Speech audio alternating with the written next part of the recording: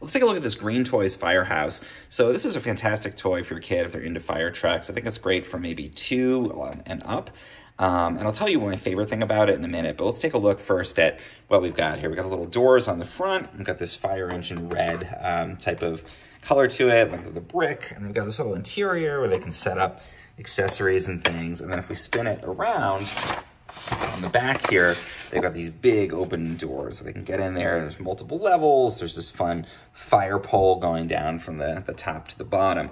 Again, really fantastic set. Super durable, super washable, and very vibrant colors, lightweight, easy for a little kid to pick up. But my favorite part about this is that it's actually made from recycled milk bottles, believe it or not. So it's a green product in the sense that it's recycled materials, and you wouldn't know it from this at all. Again, you know, it doesn't feel recycled. It feels like a totally brand new thing. They just somehow melt those down, turn them into new plastic, and then create this. So you're helping the environment, teaching your kids about being good stewards of the earth while also having this fun and durable toy they can play with.